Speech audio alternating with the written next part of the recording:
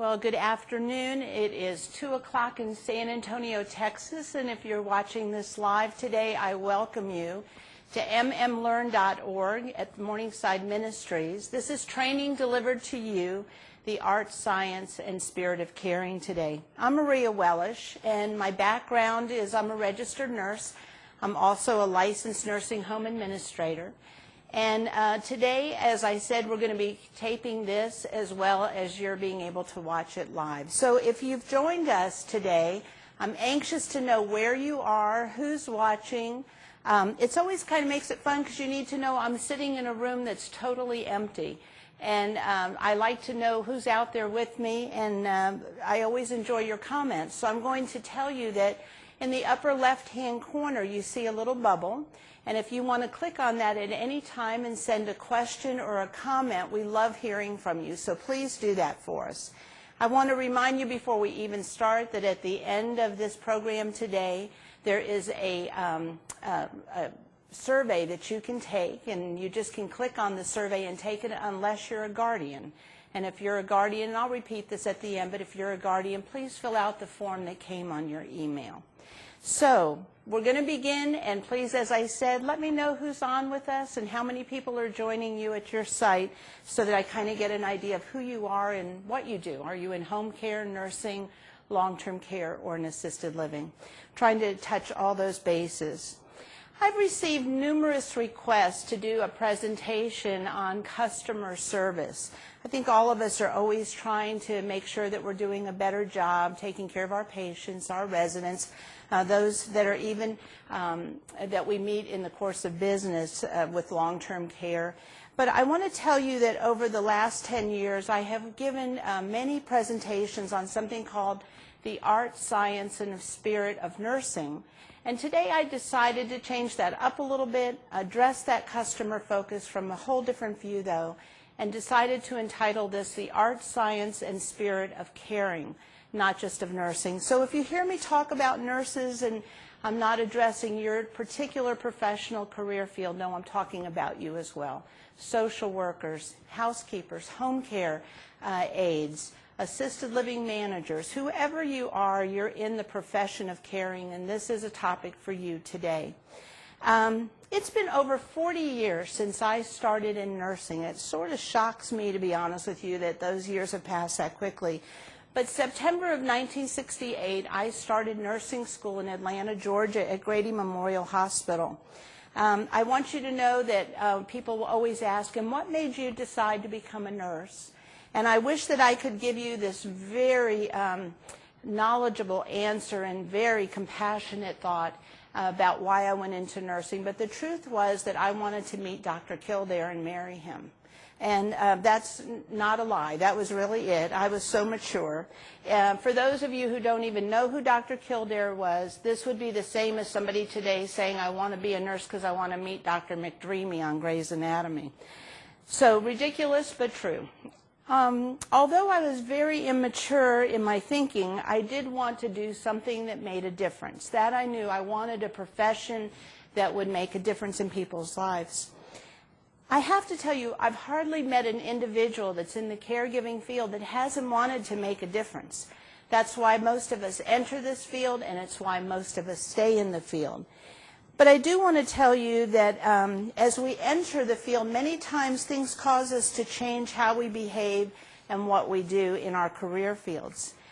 I believe the same reason people go into nursing today and into the caregiving field is the same way that people went in 40 years ago when I went in, not for Dr. Kildare, but they did want to make a difference.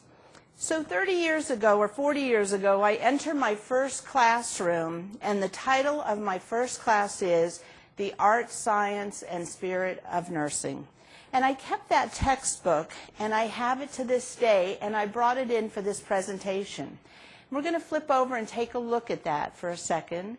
And this is it. I can't believe I still have this book, to be honest with you, but it's called The Art, Science, and Spirit of Nursing.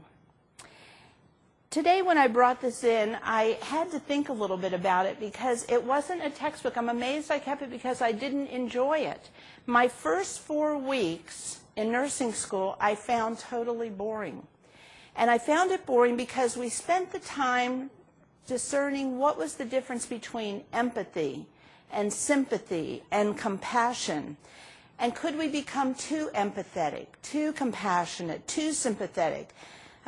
Should we show more emotion? Should we cry? Should we not cry? What were some of the things that we had to talk about to get in touch with our feelings? Should we be more detached? We spent hours talking about compassion, sympathy, empathy, and I truly, when I tell you, was bored. I wanted to get through all that. I wanted to get over it. I wanted to move forward and get to the good stuff. The good stuff to me was things like getting into the OR, getting into the ER, into crisis. I wanted to give injections. I wanted to learn how to do CPR. I wanted to learn about medications. I wanted to learn how to draw blood. It was all the clinical things that I wanted to do. I had become a nurse to do those clinical things, not to sit in a classroom and spend hours talking about philosophical issues. So I want you to know we have somebody who's visiting from California, and Jama just joined us too. And oh, welcome to both of you. Thank you so much for being with us today. And those of you who are still out there and haven't told me you're there, let me know where you're calling in from. So the truth was, I wanted to get on to the good stuff, and I have to tell you that most of us have spent the majority of our career since the beginning learning about the technical aspects of our profession or our field, whether it be nursing, social work, as I said, a physician. It doesn't matter. We've spent so much time learning about the academic part of our job. As I speak today, in no way do I want to diminish the importance of what we do clinically, and that how important it is for continuing education, how important it is to have our competencies and to keep our competencies up and to continue to grow in what we know in what I would call the science of our profession. I think it's imperative, and it's something that we teach here month after month with you, with training delivered to you, and daily in each of our facilities where we work. So I'm not diminishing that. We all have to have the clinical expertise and to provide for the safety of our residents, but I have to tell you that today I want to spend the remainder of my time not talking about best practices, not talking about evidence-based practice, not talking about the way we do things clinically, but I want to talk about what bored me the most 40 years ago, the art, science, and spirit, the issue of caring. What bothered me, I want to go back and just talk about that. And you, I hope, will not be bored as I was those 40 years ago. I'm going to start with some of my strongest learning experiences that I've had in these years.